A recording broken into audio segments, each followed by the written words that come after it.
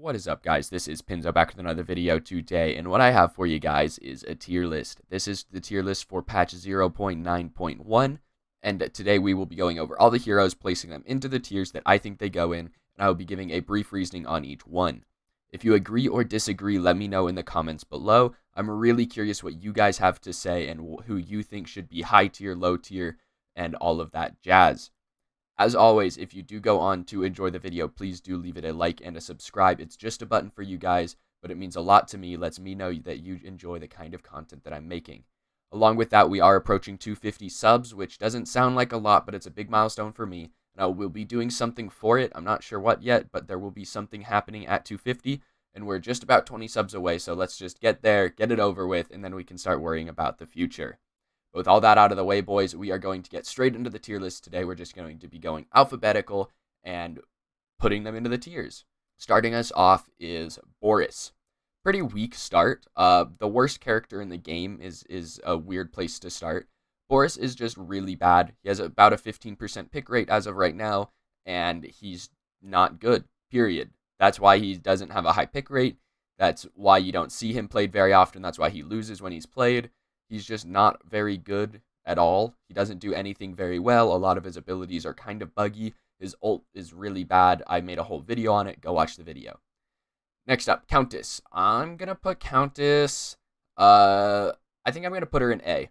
I would put her lower, but the new buffs to the energy items, to the caster items, buffed Countess quite a bit. So I think that she's better than she was before. I think she has potential as a jungler. I think you have to be really good at her, and you have to be a really good jungler, but I think she has potential. She has lots of sustain from her passive, so it allows you to jungle fairly easily, but your gank isn't very good until levels 8, 9, and then you scale really well late game.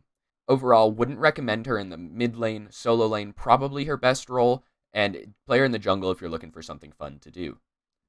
Gideon, I'm going to put her above Countess. Gideon's a solid mid laner. Definitely not the best mid laner, but he has a really good ultimate.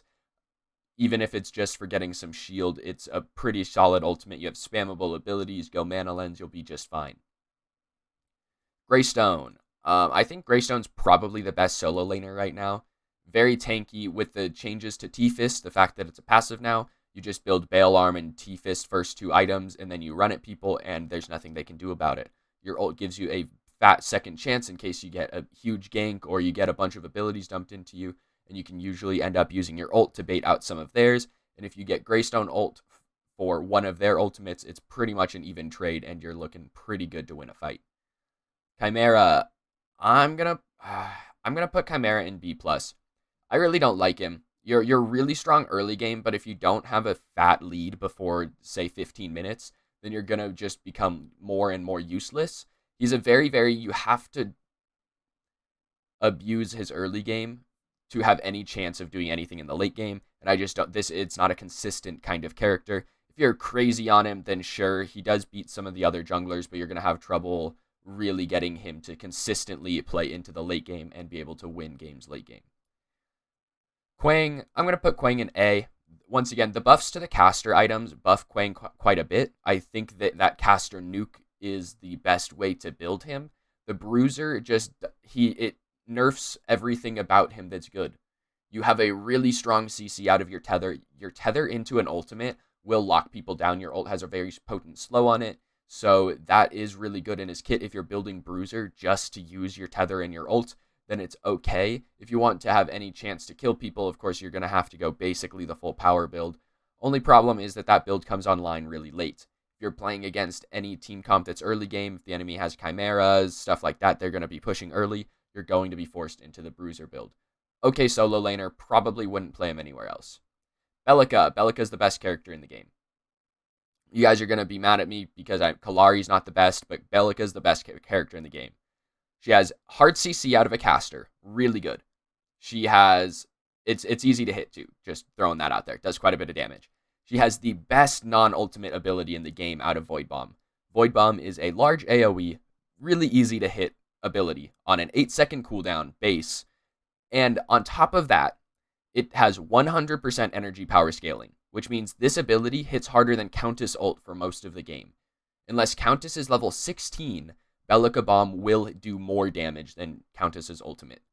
So just that to put that in perspective, Countess's ult is a single target ult, whereas Bellica's bomb is a pretty large AoE that can very easily hit multiple people and does crazy damage. I have a couple clips of me actually being very close to one-shotting people with this, with late game Arcamp after the new buffs.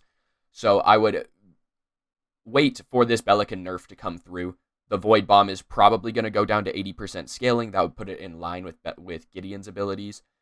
And on top of that, her drone is actually a very solid ability when it hits for 300 late game, and it procs Eldritch Flame if you're building that. And with a solid ult to back it up, I'd say that she's easily the best character in the game. Moving on, Murdock. I think he's probably the most accessible carry. I don't know if he's necessarily number one, but he's very easy to play. He's very forgiving. You have a really easy knockback to use. You have a slow out of your trap. Little harder to get people into, but it's good if they happen to step in it. You have a really solid ultimate. Your protection shred out of your shotgun's really good. When people figure out that his ult should be used mid-fight and not late fight, or just to snipe people, he'll be really good. You want to use your Murdock's ult to snipe people while they're dying. As soon as you see someone hit hard CC on anyone early game, the mid laner gets ganked and they get hit by a hard CC, you Murdock ult them. It's 300 burst damage and you're going to get an assist because that person will die. So as soon as people figure that out, Murdock will be much better. Muriel. I'm going to put Muriel A+. I think she's really good. Actualized, she has a really strong ultimate, really strong shields. She has a pretty potent speed buff, and I think she's just really strong as a character. Once you get good at her rotation of abilities, she can be pretty much unkillable. You have like 900 shields on cooldown, so I would keep an eye out for Muriel to get another nerf coming up. I think she's in the point where she might be a little too strong out of the support chain. Next up, Narbash. I'm going to put him in A. Just purely, he's a step below Muriel. I can't put Narbash in the same tier as Muriel. Narbash is a more frontliney tank, but with your ult never ever going to get full value unless the enemy team is already dead. Then you're kind of at this point where you have 3 real abilities. Thunk did just get a pretty big cooldown buff, so I would keep an eye out for Narbash in lane. Thunk is going to be more potent.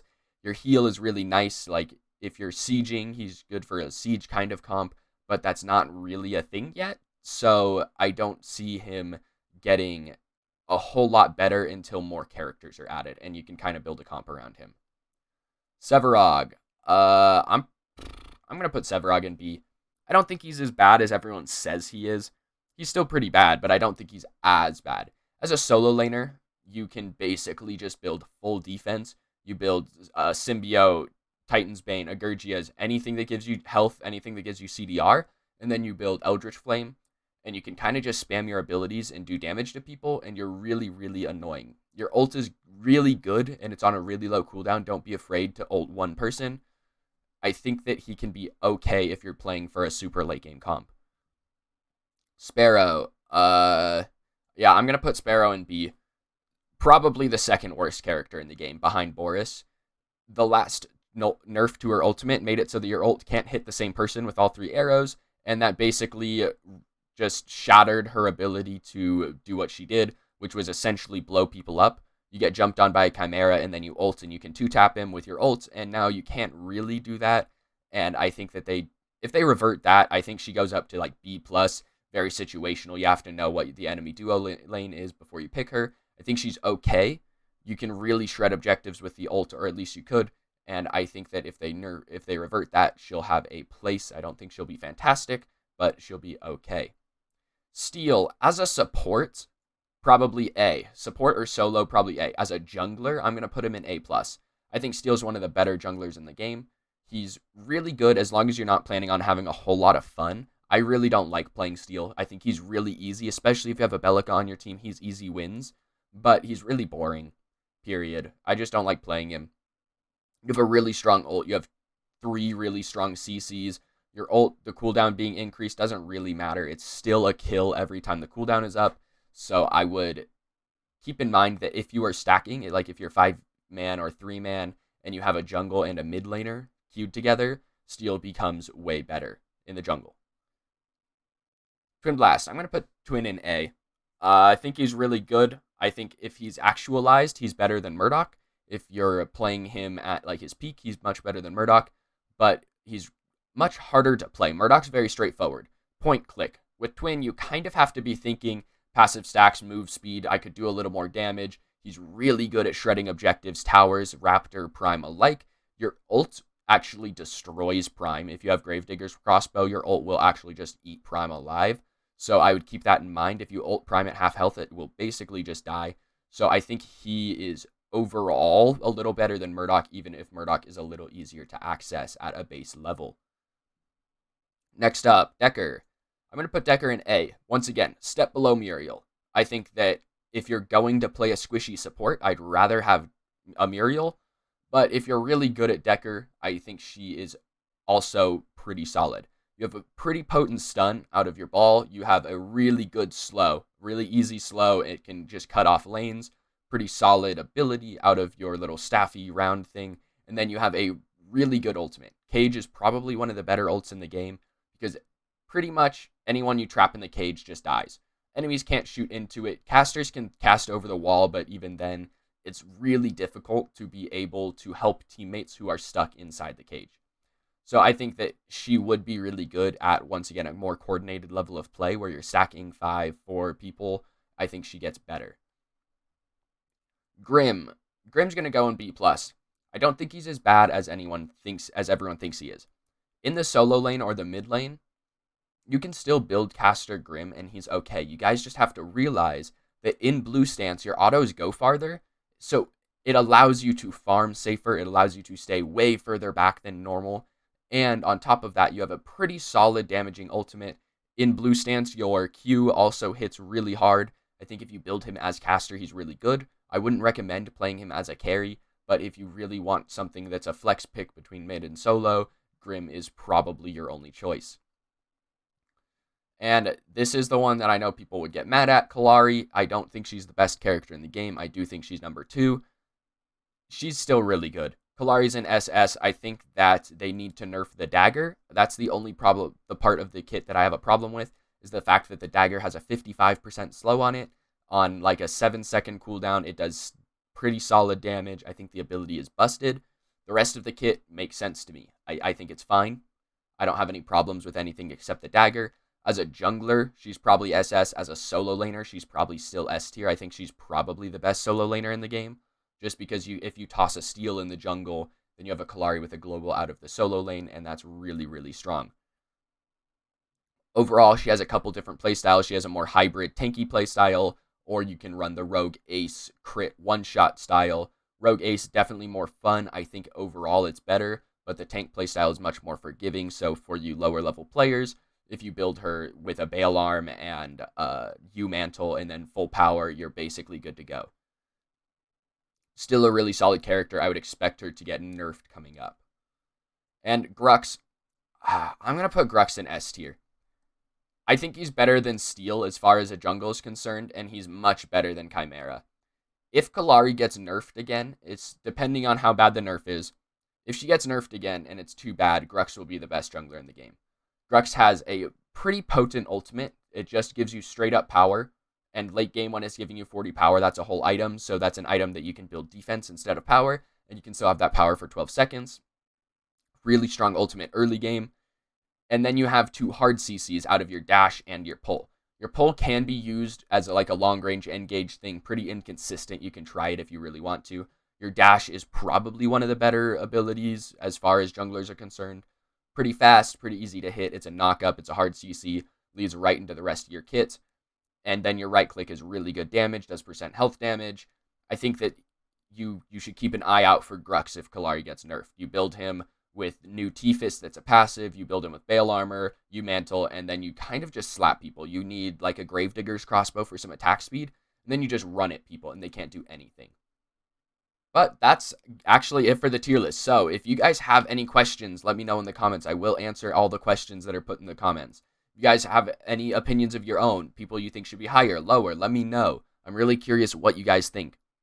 But as always, guys, if you did enjoy the content, please do leave it a like and a subscribe. We are approaching 250. We're going to get there, so just help a brother out, and we'll get there together.